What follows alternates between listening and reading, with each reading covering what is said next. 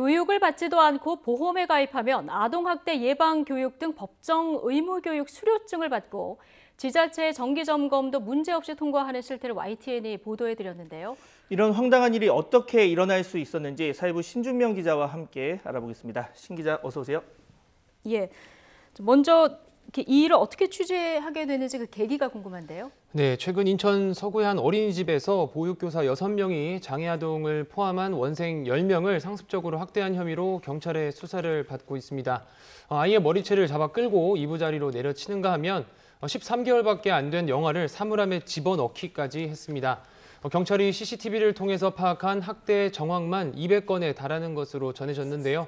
한 명도 아니고 모든 보육교사가 학대에 가담하고 서로의 잘못된 행동까지 묵인하는 일이 일어난 만큼 학대 예방과 신고 의무자 교육 등에 문제가 있지 않을까 하는 생각에서 취재를 시작하게 됐습니다. 네, 이 같은 아동학대 예방교육은 법정 의무교육으로 알고 있는데 이 교육을 받는 과정에서 어떤 문제가 있었던 거죠? 네, 그렇습니다. 어린이집 원장이나 보육교사들은 아동학대 예방 및 신고 의무자 교육을 1년에 한 번씩 꼭 받아야 합니다. 네. 미이수한 게 적발될 경우에는 최대 300만 원의 과태료를 물게 됩니다. 화면으로 보시는 것처럼 이런 수료증을 매년 지자체의 정기 점검 때 제출해야 하는데요. 문제는 수료증 돈 주고 살 수 있었습니다. 지난해 4월 경남 창원시의 한 어린이집에서 실제로 있었던 일입니다. 네. 교육지원센터라는 곳에서 어린이집 원장한테 전화를 해서 보험에 가입하면 수료증을 주겠다고 접근을 했습니다. 이후 보험 영업사원이 찾아와서 10분가량 심폐소생술 교육을 하더니 수료증 파일을 건넸고 필요한 수료증을 알아서 만들라고 했다는 겁니다. 어린이집 원장은 월 10만 원짜리 보험에 가입한 대가로 10여 개가 넘는 법정 교육을 받지 않고도 수료증을 만들 수 있었습니다. 해당 어린이집 원장은 집합 교육이나 온라인 수강으로 필요한 법정 의무 교육을 듣는 게 워낙 시간이 많이 들어서 보육교사들이 이런 허위 수료증을 만드는 방식을 요구하기도 한다고 말했습니다. 네, 지금 관리 감독 기관이 지자체입니다. 그런데 허위 수료증만 보고 통과를 시켜준 겁니까?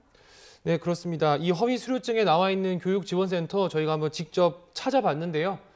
검색 포털에서도 찾아볼 수가 없고 114에 전화해 재차 확인해 봐도 전국 어디에도 없는 곳이었습니다.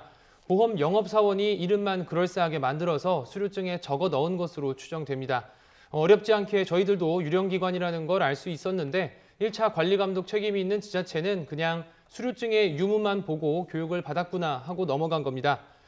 해당 지자체인 창원 진해구청은 수료증의 진위는 확인하지 않았다고 실토했는데요.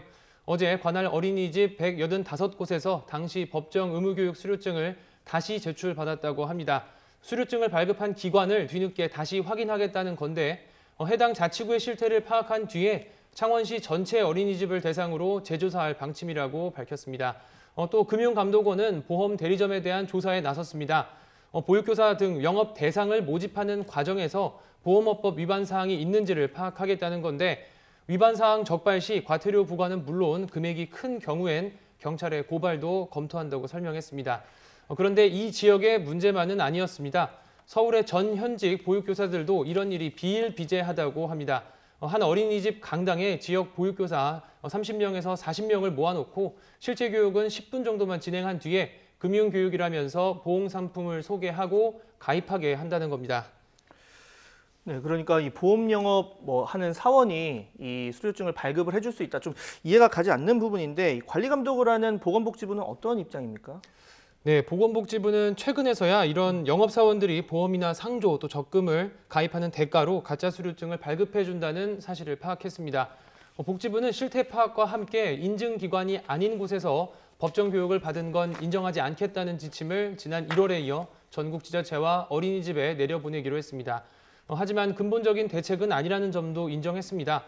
복지부가 인증한 기관에서 교육을 받는다고 하더라도 온라인 영상 시청 방식으로 교육하는 이상 실제로 교육이 제대로 이루어졌는지는 확인할 수가 없기 때문입니다. 교육 영상을 틀어만 놓고 다른 일을 해도 복지부 차원에선 어쩔 수가 없다는 거죠. 그래서 복지부는 아동학대 예방 교육 전문 강사들이 보육교사를 상대로 직접 교육하는 방식도 도입하는 것을 검토하고 있습니다. 아동학대 예방교육은 어린이집 보육교사나 원장뿐만 아니라 병원, 일선 학교, 또 공공기관 종사자 등이 받아야 합니다. 대상자가 많아서 직접 교육이 현실적으로 어려운 상황이긴 합니다. 하지만 하루가 멀다 하고 발생하는 아동학대 사건을 뿌리 뽑으려면 복지부가 직접 나서서 철저하게 관리할 필요가 있다는 게 전문가의 지적입니다. 네, 신 기자. 요즘 뭐 아동학대 문제 아주 심각한데 이게 또 특정 어린이집의 문제만이 아니어서 더 걱정입니다. 뭐 향후 당국의 대처까지 좋은 기사, 향후 기사 기대하도록 하겠습니다. 지금까지 사회부 신준명 기자와 함께했습니다. 오늘 수고하셨습니다. 잘 들었습니다.